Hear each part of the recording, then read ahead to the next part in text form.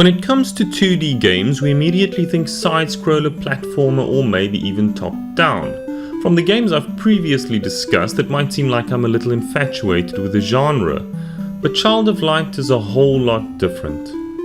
Side-scrollers lend themselves quite straightforward gameplay most of the time, traversing, fighting, and puzzles in between. Sure, there have been games to push the boundaries with interesting and unique elements, but none quite so much as Child of Light.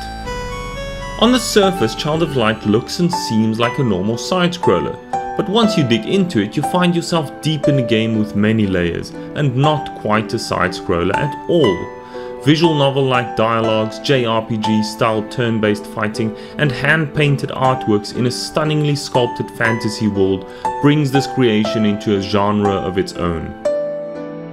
With initial ideas quite far from what the game ended up being, it's quite clear that all changes and decisions were done with great thought. We weren't handed a typical by-the-numbers story and received something that feels nostalgic yet remains original. The game was initially considered to include a Prince Charming of sorts, but the director Patrick Plurd and writer Jeffrey Yohalem decided that they'd rather have a strong female character who wouldn't rely on a man or have a story wrapped around the inclusion of a love interest. No doubt good decisions all round. The game dialogue flows like poetry, and Patrick Plurd himself described it as a playable poem. The entire experience is reminiscent of a fairy tale set in the fictional world of Lemuria, and the incredible art just adds to this.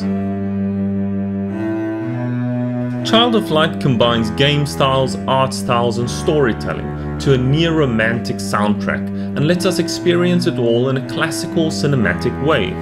Initially intended to have multiple different endings based on our decisions, the idea was ultimately scrubbed, and what we got instead was something that lets us get engrossed with the story and the life of the protagonist Aurora.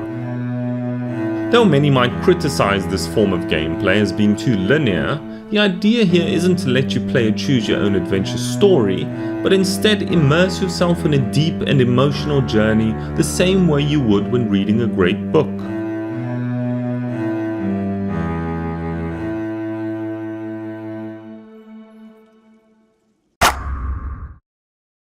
Thanks to the turn-based style combat, the game allows us to play with multiple different characters when in battle, though the main focus remains on following Aurora and her story.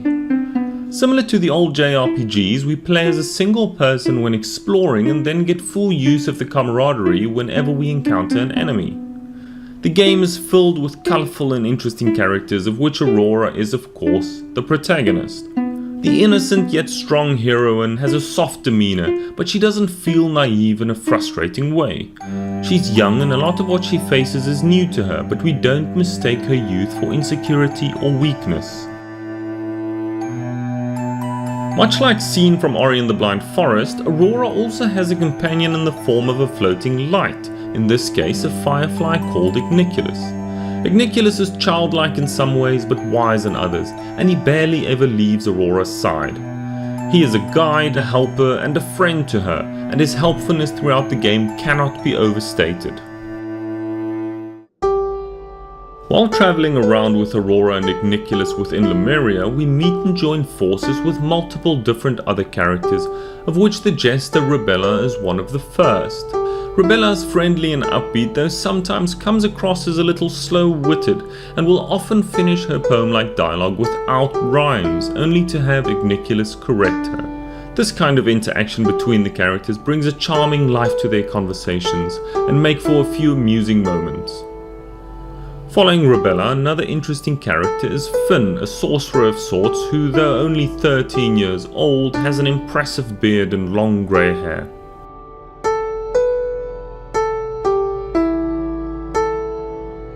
Aurora's middle sister Nora also plays a significant role in the game, along with multiple other characters. The list is rather extensive. There's Robert the Mouse, or Bulmus, as the mouse-like race in Lemuria is called, who joins Aurora in an attempt to prove his love to another Bulmus called Margaret. We meet Genevieve, also known as Jen, the Piscean girl. There's Oengus the warrior, Tristus, Rebella's lost brother, and also Cordelia, who serves as a secondary antagonist and is the eldest daughter of the Queen of the Night. Each character has extra motives and their own quests or goals, and none are simply placeholders. These are people we can get attached to, and we do.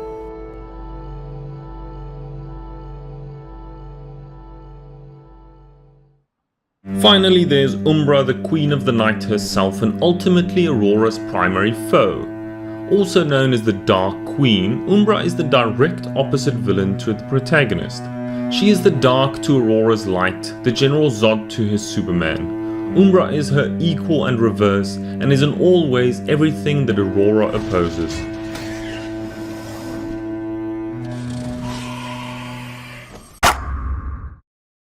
After playing Child of Light, I felt like I'd stepped out of an artwork itself. Nothing here is without reason. The landscapes and backdrops are jaw-droppingly beautiful and paints a world that feels like it was created in a child's imagination.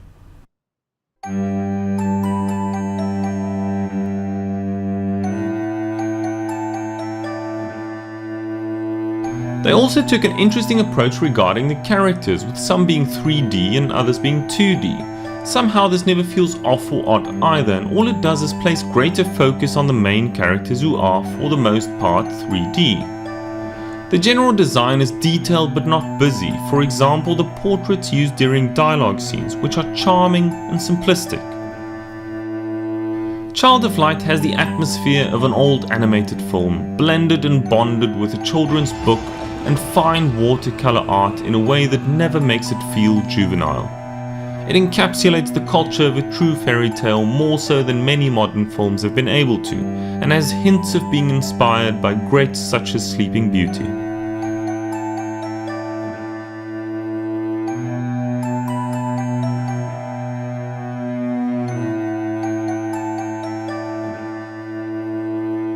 Now, another aspect where Child of Light absolutely shines, or better yet makes itself heard, is the sublime music. The original soundtrack was composed by Beatrice Martin, also professionally known as Cœur de Pirate. A Canadian singer and songwriter from Quebec, Beatrice manages to shape a soundtrack around the story and visuals of Child of Light that adds to its fairy tale experience. The soft and frail piano tones translate Aurora's innocence, and the grand and impressive orchestral sections build drama and tension around key events, or even simply during the battles. There seems to be two different underlying melodies that Beatrice had focused on when building the soundtrack, giving a proper split between the themes within the game.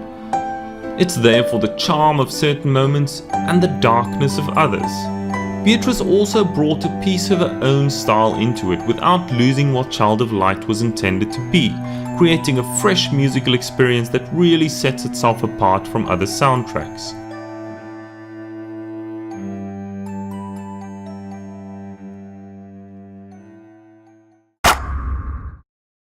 Child of Light, as previously mentioned, is split into two different genres, a side-scrolling explorer with a few simple puzzles and a turn-based battle system.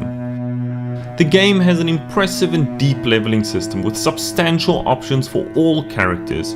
There's a real opportunity here to shape each member of your camaraderie into a fighter that caters for a different kind of threat. Additional to leveling, you can also gather gems that you can combine to form different and new gems, all of which can be slotted into your weapons, armor and abilities to add unique traits to each. Opposition comes in different forms and threats like dark or light, fire or water, and so on. Playing these strengths and weaknesses off against each other is the only real way to realize victory in every fight that you will have. There's no secret to your fights, it's all about your plan of approach. At the start of a battle, we are presented with the time bar that indicates when a character will have her or his opportunity to act. When your turn arrives, you are given 4 options: act, potions, flee or party. Each of these options has its place in a battle and forms a key part of your battle approach. Different characters also have their own strengths and weaknesses that serve very specific and handy purposes. For example, Nora's lull and quicken abilities that can quickly shift a battle in your favor if used at the right time, which in her case is early. Now, to add even another dimension to the combat system, you can also use Igniculus during battle and completely independently from it to heal characters, blind enemies and collect wishes from nearby flowers.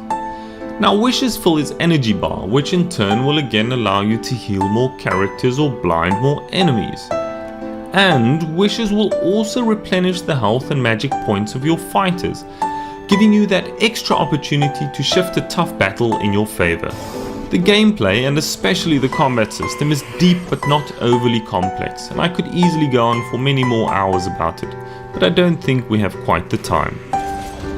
All you need to know is that the options of approach are vast, and it makes every encounter unique and exciting.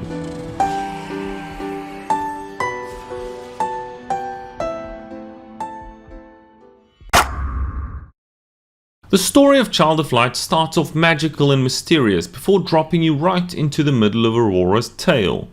Child of Light is set in 1895 Austria, where Aurora, a princess, falls ill and assumedly dies in her sleep. She awakens in the land of Lemuria, a fantastical dream world, and soon meets her firefly friend Igniculus. Not long thereafter, she discovers a sword which going forward serves as her weapon of choice against the many foes that she faces. Aurora soon comes to learn that the Queen of the Night is trying to steal the light, which is the sun, the moon and the stars, and so her quest begins to stop the evil queen and recover Lemuria's light. What follows is a grand journey through the mysterious and fantastical world where we meet encouraging friends and deceptive foes. We travel through caves and towns, over trees and floating islands, and even into the clouds.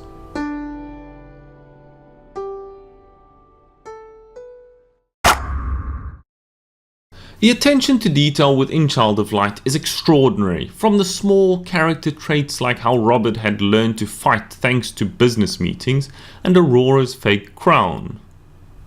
There's so much more here than just the tale of one princess. Each character has a story to tell and a personality to explore and get to know. No one is expendable and no one is forgettable.